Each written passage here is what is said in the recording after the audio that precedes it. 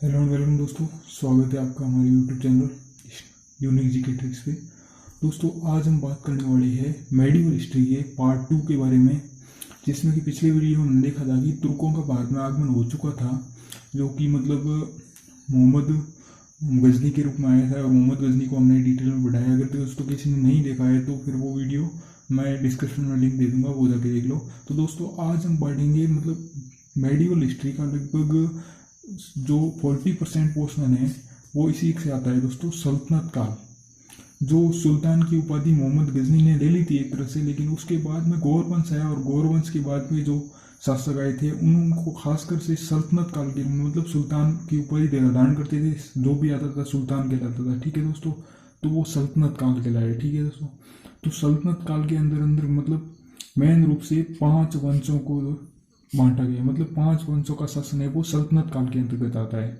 दोस्तों देखते हैं कि सल्तनत काल में अभी क्वेश्चन हमारे इस तरह से फंसता है दोस्तों कि सल्तनत काल में ये मतलब कर्म वाइज इनको डिवाइड करूँ कि मतलब पहले कौन सा था, खिलजी वंश था, तुगलक वंश था या फिर गुलाम वंश था।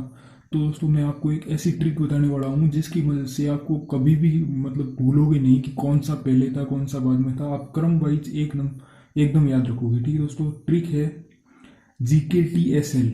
दोस्तों रिवाइज कर लो आप, GKTSL जिंदगी भर नहीं भूलोगे दोस्तों, ये मेरा वादा है।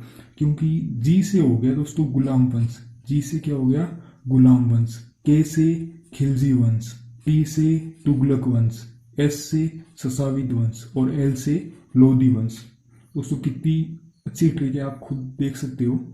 आपको बस इतना याद रखना है, GKTSL क्या है दोस्तों, GKTSL बस नॉर्मल सी ट्रिक है दोस्तों। उसकी वजह से आपको मतलब जो क्रम वाइज याद हो गई कि मतलब सल्तनत काल में पहले कौन सा वंश आया, उसके बाद में कौन सा आया, उसके बाद में कौन सा आया और बाद में कौन कौन से थे।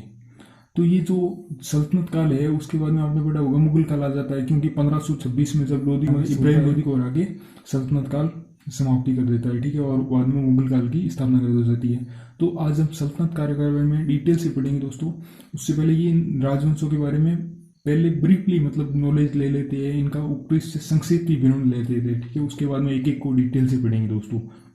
तो वीडियो को दोस्तों पूरा देखना और हो सके तो लाइक कर देना। अगर वीडियो को पूरा देखने के बाद में आप डिसाइड करना कि लाइक करना है या डिसलाइक करना है, ठीक है दोस्तों। तो वीडियो शुरू करते तो सबसे पहले दोस्तों GKTSL में जी से गुलाम वंश। अब गुलाम वंश है, इसको स्लेव डायनेस्टी बोलते हैं, ठीक है दोस्तों। इसका शासनकाल सबसे पहले पूछा जाता है कि 1206 से 1290 तक इसका शासनकाल मेन रूप से आता है, ठीक है दोस्तों। इसमें इसका संस्थापक कौन था दोस्तों, तो पूछे जाने वाले सवाल इसमें मैंने मेन रूप से डिस्क्राइब कर दिए दोस्तों। ब्रीफली जो संक्षिप्त में विवरण है इतना मेन इंपॉर्टेंट है, इसमें से मतलब ज्यादातर क्वेश्चन इसमें से पढ़ जाते हैं दोस्तों। तो इसको आप ध्यान से देखना दोस्तों, ठीक है। तो संस्थापक सबके याद रखने हैं और कब से कब तक रहा था, कितने वंश तक शासन रहा चला, ये याद रखना। उससे पहले दोस्तों बता दूं कि सल्तनत काल कुल मिला के 320 वर्ष तक टोटल मिला के इसका शासनकाल चला था सल्तनत काल का, ठीक है दोस्तों। कब से कब तक, 1206 से 1526 तक। 1526 में मैंने आपको बताया कि इब्राहिम लोधी था जो लोधी वंश का शासक था, उसको बाबर ने हरा के मुगल वंश की स्थापना करती थी, ठीक है दोस्तों। तो इसका संस्थापक कौन है, कुतुबुद्दीन ऐबक। गुलाम वंश का संस्थापक कुतुबुद्दीन ऐबक। कब से कब तक, 1206 से 1290 तक। अब इसने कितने वर्ष तक शासन किया, तो दोस्तों इसमें हम नॉर्मल सा हिसाब लगा सकते हैं, इसने 84 वर्ष तक, 84 वर्ष तक मतलब ये गुलाम वंश का शासन रहा, ठीक है दोस्तों। नेक्स्ट आता है, देखो ट्रिक में देखो दोस्तों, GKT तो के से हो गया दोस्तों खिलजी वंश। अब खिलजी वंश है तो सबसे पहले इसका कब से कब तक कार्यकाल रहा, तो 1290 से 1320 तक खिलजी वंश रहा, ठीक है दोस्तों। जो कि संस्थापक इसका था जलालुद्दीन खिलजी और मेन शासक इसमें होता है दोस्तों अलाउद्दीन खिलजी, जिसके बारे में हम खिलजी वंश जब भी पढ़ेंगे उसके बारे में डिटेल से बताऊंगा मैं। अलाउद्दीन खिलजी का क्या मतलब योगदान रहा था इस खिलजी वंश के बारे में बढ़ाने में या फिर घटाने में, आपको बता दूंगा दोस्तों सब कुछ। ये जो जलालुद्दीन खिलजी था इसका चाचा मतलब अलाउद्दीन खिलजी का चाचा भी लगता था और दामाद भी लगता था। इस अलाउद्दीन खिलजी को समाप्त करके वो मतलब अलाउद्दीन खिलजी बना था यहाँ पे खिलजी वंश का शासक, ठीक है दोस्तों। तो उसके बारे में हम आगे पढ़ेंगे, खिलजी वंश जब आएगा तब बता देंगे दोस्तों। आज हम संक्षिप्त में वर्णन देख रहे हैं, तो देखो दोस्तों। तो आगे इसने मतलब कितने वर्ष तक शासन चला इस खिलजी वंश का, तो दोस्तों 30 साल तक, क्योंकि 1290 से 1320 तक। ये दोस्तों बहुत ही ब्रीफली एकदम मतलब सीधा सवाल आता है, इसमें क्वेश्चन सीधा बच जाता है और हम ज़्यादातर गलत करके आ जाते हैं, क्योंकि हम नंबर वाइज ना तो याद रखते हैं ना इन डेट को भूल जाते हैं दोस्तों। तो अगली ट्रिक में देखो दोस्तों, फिर से रिवाइज में करता रहता हूँ बार बार। GKTSL, तो टी से हो गया दोस्तों तुगलक वंश। क्या हो गया? तुगलक वंश। अब तुगलक वंश का कार्यकाल 1320 से 1414, क्योंकि 1320 तक खिलजी वंश था, उसके बाद में आ गया तुगलक वंश। कब से कब तक? 1320 से 1414। अब इसका संस्थापक, तो दोस्तों संस्थापक है इसका गयासुद्दीन तुगलक। कौन था दोस्तों? गयासुद्दीन तुगलक।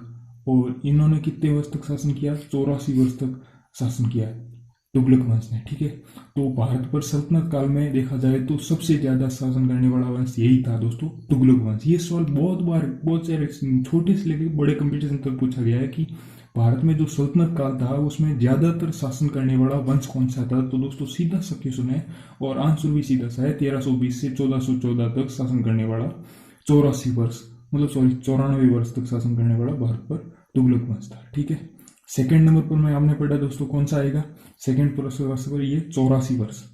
उसके बाद में ये 94, मतलब 94 सबसे ज्यादा, उसके बाद में 84 वर्ष। तो अगले वो देखते हैं दोस्तों, GKT बाद में SL है, तो S से हो गया दोस्तों ससाविद वंश। कौन सा हो गया? ससाविद वंश। इसका शासनकाल देखते हैं तो 1414 में इसकी समाप्ति थी, तो 1414 से 1451। अब संस्थापक कौन था? तो इसका संस्थापक था दोस्तों खिज्र खां। कौन था? खिज्र खां, जो कि शिया मुस्लिम था। ठीक है, मुस्लिम दो प्रकार के होते हैं दोस्तों, शिया और सुन्नी, जिसके बारे में मैं आपको बाद में बताऊंगा शिया और सुन्नी किस प्रकार से इनके धर्म थोड़ी बहुत अलग अलग होते हैं। अब इसका ससाविद वंश का शासन था वो 37 वर्ष तक चला। कब तक? 37 वर्ष तक। आगे दोस्तों आ जाता है लोधी वंश, क्योंकि ट्रिक में हम देखते हैं, देखो GKTSL, L से हो गया लोधी वंश। तो लोधी वंश का शासनकाल है दोस्तों 1451 से 1526। नॉर्मल सी बात, 1451 में ससाविद वंश पूरा होगा तो फिर लोधी वंश आ गया, और लोधी वंश की 1451 से 1526। इसका संस्थापक कौन था दोस्तों? बहलोल लोधी। कौन था? बहलोल लोधी। अब इसका शासनकाल देखते हैं तो 1451 से 1526, तो इसका हिसाब लगा ना 75 वर्ष तक इस लोधी वंश ने शासन किया। अब ये लोधी वंश है वो सल्तनत काल का अंतिम शासनकाल, मतलब अंतिम वंश था। ठीक है, तो वैसे भी सवाल पूछा जा सकता है कि सल्तनत काल का अंतिम वंश कौन सा था? तो लोधी वंश। सबसे कम शासन करने वाला वंश कौन सा था? तो दोस्तों खिलजी वंश, क्योंकि 30 वर्ष तक। और अगर देखा जाए तो सबसे ज्यादा शासन करने वाला तो तुगलक वंश। ठीक है दोस्तों, तो इस तरह से ये नॉर्मल से सवाल आप इससे हल कर पाएंगे। ठीक है दोस्तों, ये हो गया सल्तनत काल का ब्रीफली, मतलब ऊपरी ऊपरी विवरण मैंने आपको बता दिया। दोस्तों आगे हम पढ़ेंगे गुलाम वंश, जो कि आप देख सकते हो कितने अच्छी तरह से मैंने माइंड पे बढ़ा रखा है दोस्तों, जो कि अगले वीडियो में आपको बहुत अच्छी तरह से समझाऊंगा। तो अगर आपको ये वीडियो हेल्पफुल लगता है और अच्छा लगता है तो दोस्तों अपने फ्रेंड्स के साथ शेयर करना और लाइक करना। अगर अच्छा नहीं लगा है तो दोस्तों डिसलाइक करो। ठीक है दोस्तों, मिलते हैं अगले वीडियो में, तब तक के लिए बाय, टेक केयर।